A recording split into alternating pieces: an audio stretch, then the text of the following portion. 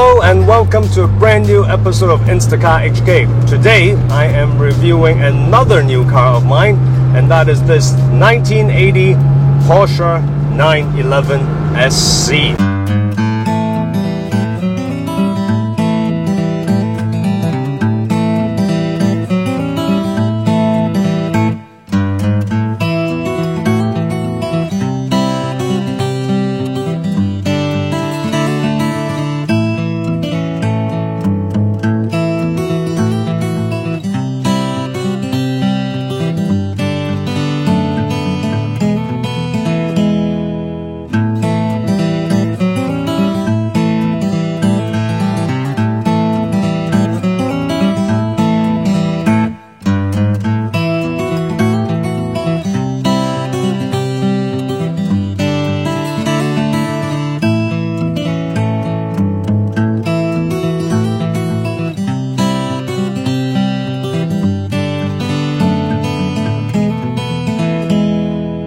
So, wow, classic Porsche, manual, flat 6 air-cooled engine. This is what everybody loves. Undoubtedly, the 911 is one of the most iconic cars ever made in the automotive world. Any decent car collection would have not one, but multiple 911s. Most car enthusiasts, if they can afford it, would definitely have had a 911 at some part of their lives. So, what took me so long? This is my first 911 ever. Some of you may recall, long ago I had a Cayman R manual, great car, and more recently I had a very cheap but very lovely 986 Porsche Boxster, which I also used as the camera car for Instacar HK. So this is my first 911, and the reason it took so long is not because I don't like them. I actually really like the older shaped 911s.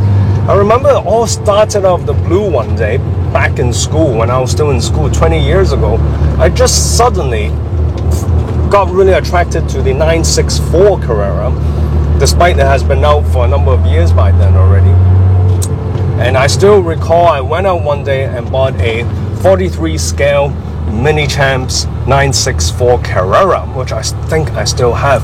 I just really appreciated the shape. And then I graduated from university, started working, and at that time, actually, this was about 15 years ago, 964s were actually affordable, believe it or not. I recall there was this 964 Targa that I looked at, which was asking like $280,000 back then, which was affordable even for my first job back then. However, I was uncomfortable and didn't buy because a lot of these older Porsches, even at 15 years ago, would likely require some work with the engine rebuild or the body work, and these sort of work can easily go into the six-figure territory, which was too much for a fresh grad in their first job. So I never bought it then when they were affordable. Then when I started making some decent money, as you guys know, I'm a huge Italian car fan, so I use all my budget and time and resources on Italian cars like my Alfa Romeo, my Maseratis, and my Ferraris. So the 911 was always at the back burner. Not to mention, in the last few years, starting from 2015 or so, when the classic car market, went crazy, Porsche prices were just nuts. Anything that was air-cooled and manual was asking like $1 million, and people were buying them at or close to those prices, which was crazy. So that didn't help. And finally, with this year, as we all know, the general economy is kind of bad, the market is not good, and car prices have finally softened up, and I came across this beautiful example, so I thought it was the right time, and now or never, to enter into the classic air-cooled market. Now that's not to say I got this car cheap. There are no cheap air-cooled Porsches in existence anymore, but I thought I got it at a price which is value, which is what the car is worth, rather than some inflated bandwagon jumping price. So that's why I got this. Why this particular car, I'll go into the details later. But first, this is a 1980 Porsche 911 SC. Now the SC is what they call Super Carrera. That's what it stands for, 911 Super Carrera. It was released in 1978 by Porsche, and production ended in 1983. Now, the SC is actually quite a significant car because it was intended back then, to be the last ever 911, because Porsche was going to slowly replace the 911 model line with the 928. The 911 SC being the last hurrah turned out selling much better than the 928.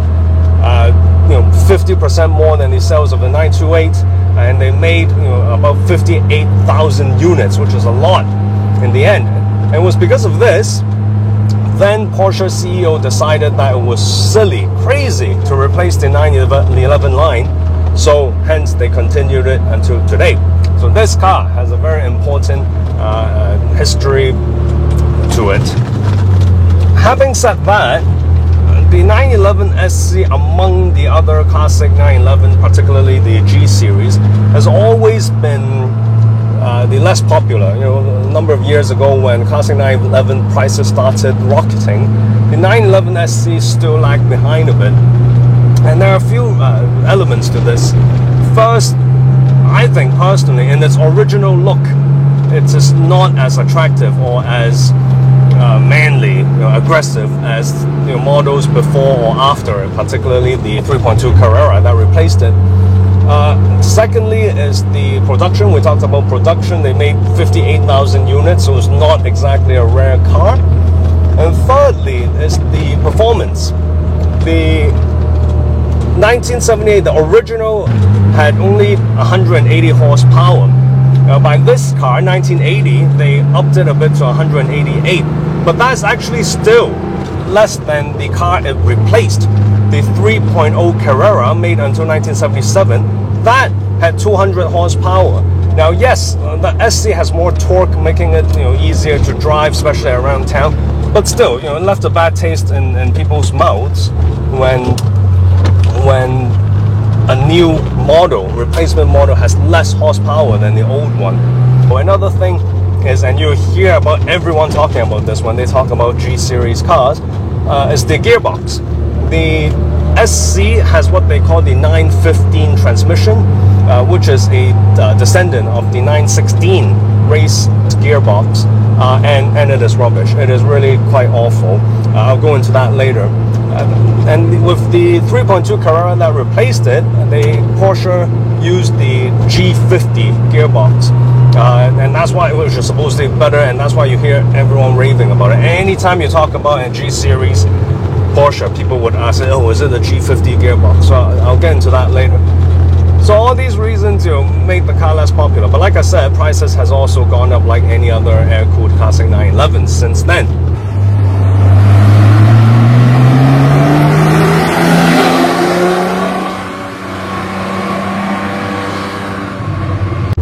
Now, why this car then?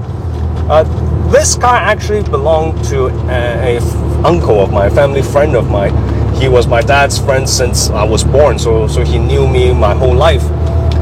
He is actually moving to the UK, and therefore he was selling his collection. And this one just took a bit of time to sell. He was asking perhaps a bit high of a price. And then one day we got chatting and we talked, and the rest was history. But this particular car, aside from being owned by a family friend, is actually pretty well sorted. Like I mentioned, a lot of these classic Porsches will need engine work. They have oil leaks, they need engine out rebuilds. After so many years, they could have rust, body, like all classic cars, they will need a body work refresh. And this car actually had all of that in the last 5-6 years. The owner before my family friend, who also knew my family friend, did an engine out rebuild in 2016 with pictures and receipts at a famous Hong Kong Porsche specialist. And then my family friend bought the car in 2018, and shortly after he did a whole body refresh. This being a 1980 car, inevitably there was some rust, so a lot of work was put into fixing and refreshing the bodywork, bare metal respray and whatnot. So just the bodywork itself cost, you know, six figures. So this car has all the items sorted, all the big items, if not all items. So it made me very comfortable to buy it and use it. And so far, touch wood, it has been performing without skipping a beat, which is great.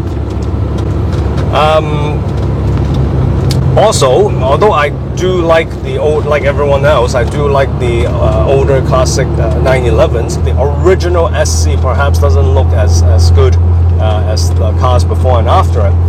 Fortunately, this car, you know, my family friend made some pretty tasteful mods to it. May not all be original to the SC, but I like the looks.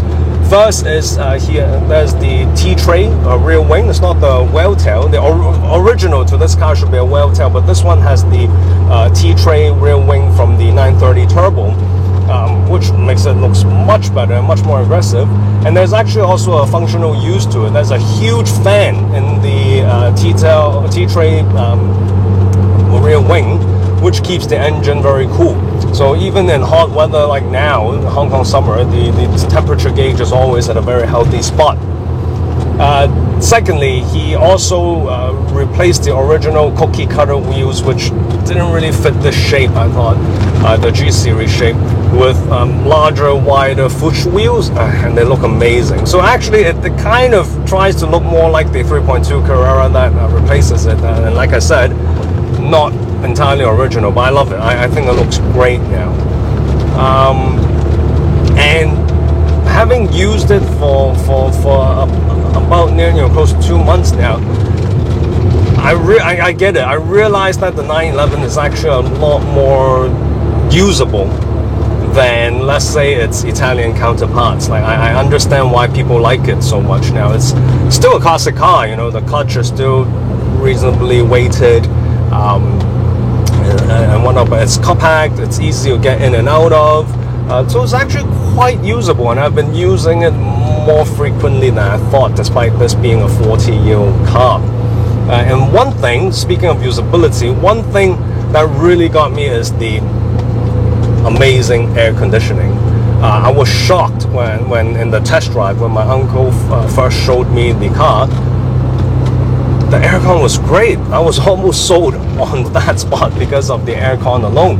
And that was something I never had in my Italian cars. Not to say all Italian cars don't have good aircon, but this one with the engine rebuild and whatnot has a very good aircon. I like the sound of it.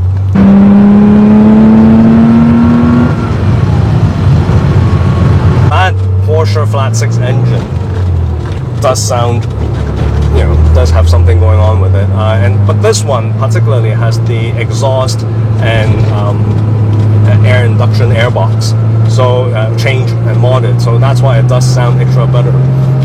Road holding is also good, brake is also good. I'll go into those later when I have a chance to step on it a bit when the road is more clear.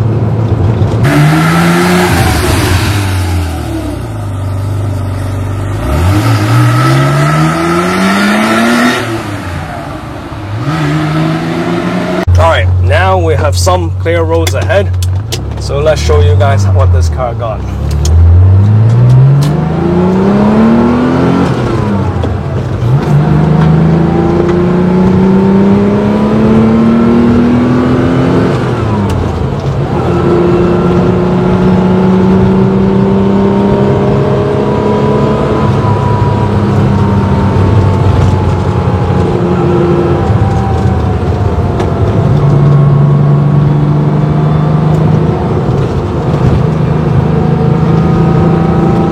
Sounds good, right? Here we have a sharp corner. Brakes are just nothing to complain about. Very easy. Like I said, the car is compact, so very easy to just position it how you like it and throw it around the corner. The car is very stable.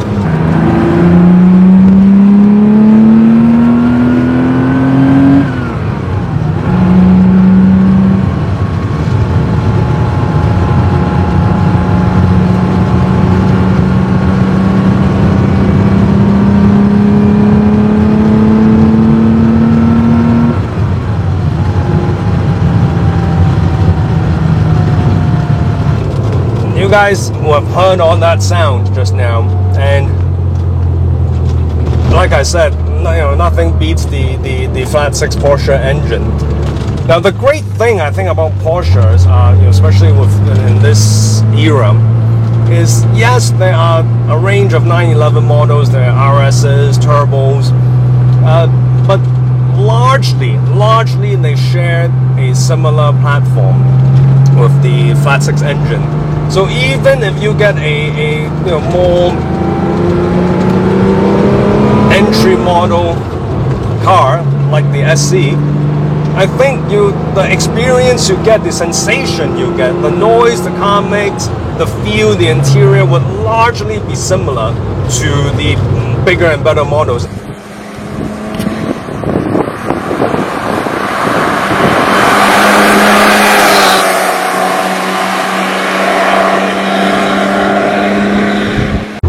Now, the gearbox. The 915, I didn't know this until I bought the car. Turns out the 915 gearbox is known for being hard to go around the gears, especially when it's cold. I didn't know this until literally the day I drove the car home. It was all warmed up, but when I was starting to drive it more quickly to try the car out, I was hesitating a lot in getting into gears, and that's like all gears. Getting to first gear was tough. You always, you push it up normal, even slow, like you're just stuck. You couldn't get into it. Second gear is the same. Third gear is the worst because you're going from second to third. You have to kind of go slanted, and it never gets in. On my short drive home, there were twice where I already went into the wrong gear and crunched it, including once going from second gear to third. I went to first. Luckily I wasn't doing too high rev, and I was thinking this can't be right. I've driven so many classic manual cars before. Honestly, it couldn't have been my problem. So finally, after literally a week or two of driving and having a lot of scary moments, like being a red light, and when the green light comes on, I couldn't get into first, pissed off people behind and whatnot. I finally learned that when you go into gears, between gears, you have to very intentionally loop back to neutral. So let's say you go from second to third, you don't just push it slanted up in one movement. Even if you do it slowly, you have to go up, and then in neutral, come back down a bit, wobble it a bit in neutral, then go to third. And this is the same for every gear. When you go down to second, you wobble it a bit in the middle, in neutral, and also first. So now I can do the gears pretty well, as you saw just now, but it doesn't make sense. So it's still a bit too ridiculous, I thought. So I'll actually have my mechanic take a look at it, because maybe the bushings are broken or something. So we'll see. But in any event, the 915 is notoriously imperfect, but mine may be just a bit more imperfect.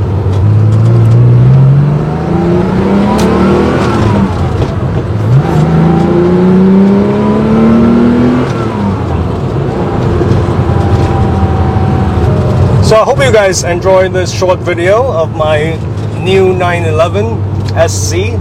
I hope you guys enjoyed it as much as I'm enjoying my new car. Very exciting times. First 911 I've ever had. Bucket list item ticked for sure. Please give us a like. Please subscribe. Please remember to click the bell button next to the subscribe button so you know when our next video will be. Thank you and have a good day.